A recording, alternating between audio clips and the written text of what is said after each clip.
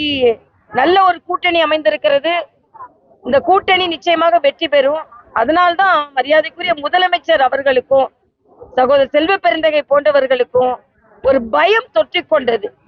எப்ப பார்த்தாலும் உடனே தேசிய ஜனநாயக கூட்டணி வெற்றி பெற முடியாது. உதயநிதி நேற்று ஒரு கூட்டத்துல பேசுறாரு, மகளிர் மத்தியில பேசுறாரு.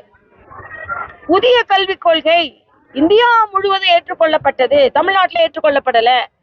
இந்தியா முழுவதும் ஏற்றுக்கொள்ளப்பட்டதுக்கு இந்திய திணிக்கிறாங்க, அதனால நாம ஏற்றுக்கொள்ளல. முதலமைச்சர் இருக்கிற வரைக்கும் இங்க அந்த மாதிரி ஏற்றுக்கொள்ள மாட்டாங்க அப்படின்னு தம்பி உதயநிதி அவர்களுக்கு நான் சொல்லிக் கொள்கிறேன். தவறான கருத்தை முன்னிறுத்துகிறீர்கள்.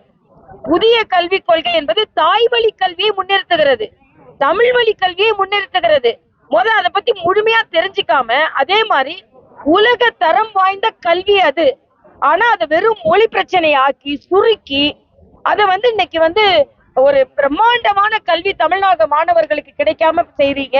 இந்த இளைய சமூகம் மன்னிக்கவே மன்னிக்காது. 2026 தேசிய ஜனநாயக கூட்டணி வந்த உடனேயே இந்தி திணிப்பு இல்லாத, மறுபடியும் சொல்றேன், புதிய கல்விக் கொள்கை, தேசிய கல்விக் கொள்கை இந்திய திணிக்கல, ஆனா கல்வியை மேம்படுத்துகிறது. இந்த கல்வி உடனே அமல்படுத்தப்படும் 2026.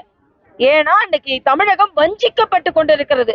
ஆனா இன்னைக்கு பாத்தீங்கன்னா இன்னைக்கு உத்தரப்பிரதேசத்துல தமிழ் கற்றுக் கொடுக்கப்படுகிறது, இந்தியா முழுவதும் தமிழ் கற்றுக் கொடுக்கப்படுகிறது. ஆனா தமிழ் வஞ்சிக்கப்படுகிறது என்று முதலமைச்சர் சொல்றாரு. இன்னைக்கு கூட அயலக தமிழகத்தை சார்ந்தவர்கிட்ட பேசும்போது சொல்றார், யாதும் முறை யாவரும் கேளீர்.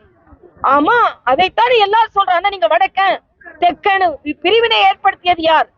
பீகார்காரனுக்கு அறிவில்லைன்னு சொன்ன பிரிவினை ஏற்படுத்தியது யார்?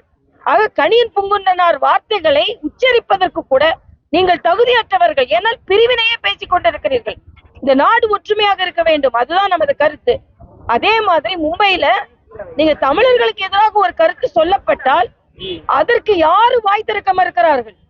தமிழர்களுக்கு எதிராக ஒரு கருத்து சொல்லப்பட்டால், இந்தியா முழுவதும் கருத்து சொல்லப்பட்டால் எதிர்த்து ஒரு குரல் கொடுக்காதவர்கள் தான் இங்க தமிழகத்தில் ஆட்சியில் இருந்து கொண்டிருக்கிறார்கள்.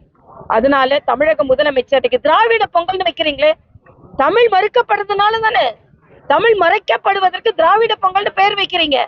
தமிழர் திருநாள் நாங்க சொல்லிக் கொண்டிருக்கிறோம். அதே மாதிரி அயலக தமிழர்களை நீங்கள் கொண்டாடுகிறேன் என்று சொல்லும்போது அண்டை தமிழர்களை கொண்டாடுங்க. இன்னைக்கு ஆஸ்பத்திரிக்குள்ள கொலை நடந்து கொண்டிருக்கிறது.